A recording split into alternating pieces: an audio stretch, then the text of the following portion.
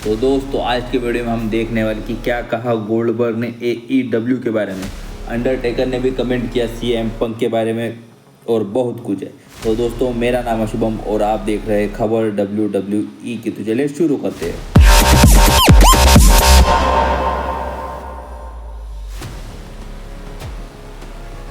तो सबसे पहले खबर हमारे सामने आ रही है कि कल के मंडे नाइट रॉ का अगर आपने मेन इवेंट देखा होगा तो वहाँ पे हमें फिन बैलर वर्सेस इसका मैच जल्दी कमेंट करके बताइए। तो गुंथर का मैच हमें देखने के लिए मिला और मैच में गुंथर को जीत भी मिली क्योंकि वो उनका वर्ल्ड हेवीवेट चैंपियनशिप के लिए वर्ल्ड टाइटल मैच है, हम सीधे सीधे ये कह सकते हैं। और गुंथर को फिन बैलर से हरा के फिन बैलर को वीक नहीं दिखा सकते, इसकी वजह से शायद फिन बैलर को हार का सामना करना पड़ा होगा मेरे हिसाब से। लेकिन खबर ये नहीं है, खबर ये है कि मैच खत्म होने के बाद डेमियन प्रीस्ट ने फिन बैलर को सेव किया गुंथर के अटैक से, क्योंकि गुंथर ने अटैक कंटिन्यू रखा था और उसके बाद उन्होंने गुंथर को मार के भगा भी दिया। लेकिन जब फिन बैलर रिंग में पड़े हुए थे तो WWE ने एक उनके इंस्टाग्राम हैंडल पे एक ऑफिशियल क्लिप डाली है कि डेमियन प्रीस्ट उनकी मदद करे और उनके नीचे लिखा है कि भाईचारा ऑन टॉप। ये मैं आपको हिंदी में बता रहा हूँ, आप इंग्लिश में जाके देख लीजिए, कुछ तो भी लिखा हुआ है, शायद मैं भूल गया हूँ। तो भाईचारा ऑन टॉप ये लिखा हुआ है और यहाँ से हमें ये पता चल रहा है कि जजमेंट डे अभी काफ़ी लंबा रन रखने वाली है, काफ़ी लंबा डोमिनेंस रखने वाली है। ठीक है, तो नेक्स्ट खबर हमें सामने आ रही है कि जेकब फाटू और द ब्लडलाइन का फ्यूचर क्या है। तो आपको पता होगा कि टामा टोंगा और जेकब फाटू अब नंबर 1 कंटेंडर है काय के लिए, तो स्मैकडाउन के टैग टीम चैंपियन बनने के लिए, और वो शायद पॉसिबली बन भी जाएंगे और नहीं भी बन सकते। तो नहीं क्यों बन सकते, मैं इसके लिए आपको कोई कारण बता रहा हूँ। जैसे कि आपको पता है उनके पार्टनर कौन है, तो टामा टोंगा, और टामा टोंगा ने किसके ऊपर अटैक किया था, तो जिमी ऊसो के ऊपर। और जिमी ऊसो अब टोटली फिट हो चुके हैं रिटर्न करने के लिए WWE में। और अगर WWE का प्लान है कि वो जिमी ऊसो को रिटर्न कराएंगे तो वो ये मैच में यानी जो सैटरडे को स्मैकडाउन होने वाला है उसमें इंटरफेयर करेंगे और द न्यू ब्लड लाइन को मैच कॉस्ट कराएंगे। और फिर हमें पॉसिबली अगर ऐसा होता है तो उसके बाद समर स्लैम में रोमन रेंस का रिटर्न भी देखने को मिल सकता है और वो सोलो सिकोआ को मैच कॉस्ट कराएंगे कोडी रोड्स के खिलाफ। तो आपका क्या कहना है मुझे ज़रा कमेंट करके बताइए बरा।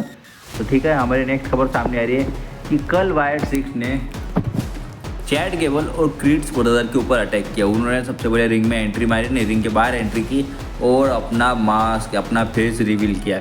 तो विंस रूसो का ये कहना था कि WWE ने उनकी पूरी हाइप ख़त्म कर दी है, जो 3 महीने से उन्हें बिल्डअप दिया गया वो पूरी तरह ख़त्म कर दिया गया है। तो विंस रूसो का ऐसा कहना था कि उन्होंने सरप्राइज अटैक करना चाहिए था और उसके बाद पटक पटक के मारना चाहिए था। लेकिन देखते ही है तो वो विंस रूसो का कहना है कि WWE का शायद कुछ और प्लान भी हो सकता है। मुझे तो ऐसा लगता है कि शायद हाइप पूरी तरह ख़त्म नहीं की है, शायद WWE के पास कुछ और बड़े प्लान होंगे, क्योंकि अगले हफ्ते के लिए इनका मैच भी तय कर दिया गया है। तो ठीक है, तो नेक्स्ट हमें ये खबर सामने आ रही है कि Cody Rhodes versus solo Sikoa का मैच पॉसिबली मेन इवेंट में भी WWE करा सकते हैं समर स्लैम के, और वो कराना ही चाहिए। तो उसके लिए कुछ कारण सामने आ रहे हैं। तो सबसे पहली बात कि जब से रोमन रेंस ने टाइटल हारा, जो लेवल पे जो टाइटल रोमन रेंस लेके गए थे अनडिस्प्यूटेड यूनिवर्सल चैंपियनशिप का टाइटल, उस ऊंचाई पे कोडी रोड्स ने वो टाइटल रोमन रेंस से छीना था और वो कभी भी वर्ल्ड हेवीवेट चैंपियनशिप के मामले में कोडी रोड्स के पास का टाइटल भारी ही पड़ेगा। सबसे पहला ये कारण ये है। और अगर WWE का प्लान है कि रोमन रेंस रिटर्न करने वाले समर स्लैम में, प्लान है, पॉसिबिलिटीज है, 50-50 चांसेस है।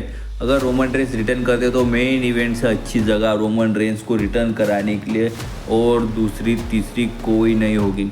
रिटर्न करके वो सोलो सिकोआ पे अटैक कर सकते हैं और कोडी रोड्स की मदद भी कर सकते हैं। शायद ऐसा भी हो सकता है कि वो मैच ख़त्म होने के बाद रिटर्न करे। तो आपका क्या कहना है? तो ठीक है, हमारी अगली खबर आ रही है कि रैंडी ऑर्टन के बारे में। जब से रैंडी ऑर्टन ने 2002 में अपना डेब्यू किया था WWE में, तो वो एक टॉप स्टार के रूप में तब से काम कर रहे हैं और वो सबसे यंगेस्ट WWE चैंपियन भी रह चुके हैं। उनका रिकॉर्ड ब्रॉक लेसनर ने ही तोड़ा था।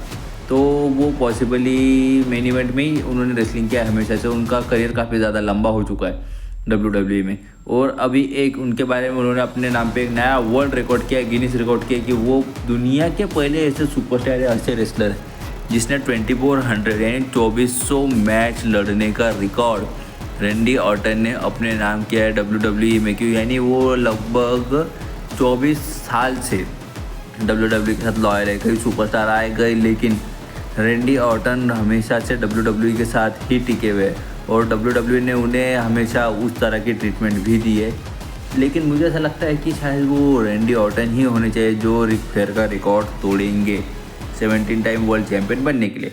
तो ठीक है, अब हमें गोल्डबर्ग के बारे में बात कर लेते हैं कि गोल्डबर्ग की कुछ दिनों पहले खबर सामने आई थी कि वो AEW को ज्वाइन करने वाले हैं, और अब गोल्डबर्ग ने खुद इसके ऊपर कमेंट किया। तो सबसे पहले गोल्डबर्ग ने कहा कि ऐसी कोई बात नहीं है, मैं कभी टॉक में था ही नहीं AEW के सुपरस्टार या AEW कंपनी के साथ कि मैं उनके साथ कुछ तरह की डील साइन करूँ या कुछ और करूँ।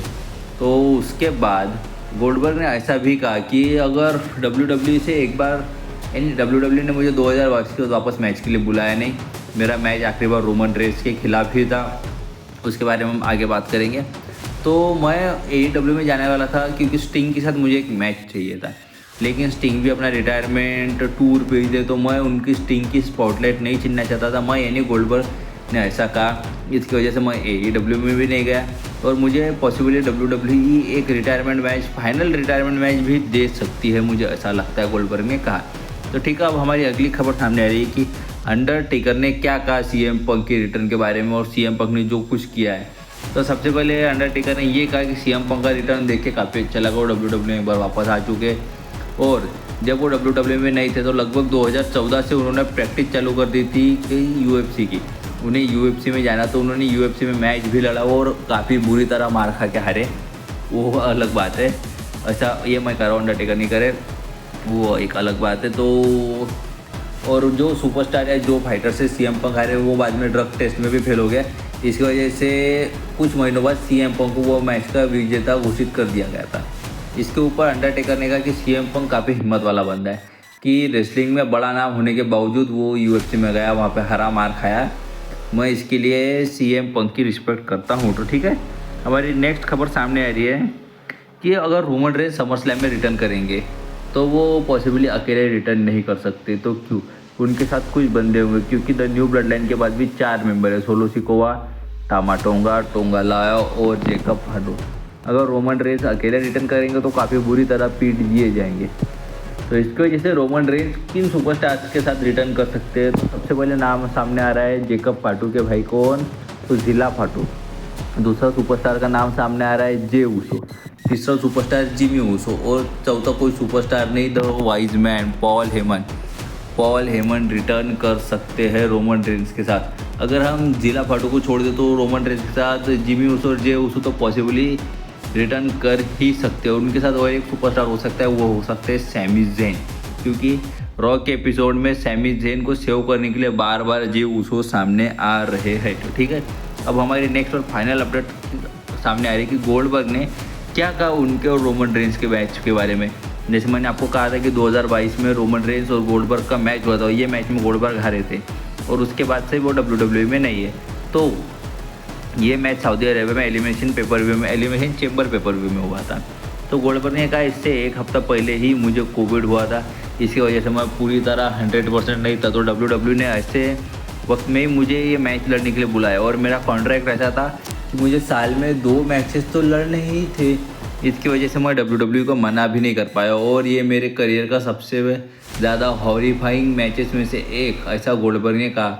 क्योंकि ये मैच से मैं काफ़ी ज़्यादा डिसअपॉइंट हुआ, क्योंकि ये मैच में मैं परफॉर्म नहीं कर पाया रोमन रेंस के खिलाफ। ऐसा गोल्डबर्ग ने कहा। अगर मैं 100% होता तो रोमन रेंस को और काफ़ी ज़्यादा तगड़ी टक्कर देता, और रोमन रेंस को पता चलता कि गोल्डबर्ग कौन है, ऐसा गोल्डबर्ग ने कहा। तो दोस्तों, हमारा वीडियो यहाँ ख़त्म होता है। वीडियो पसंद आया होगा तो लाइक ज़रूर कीजिएगा।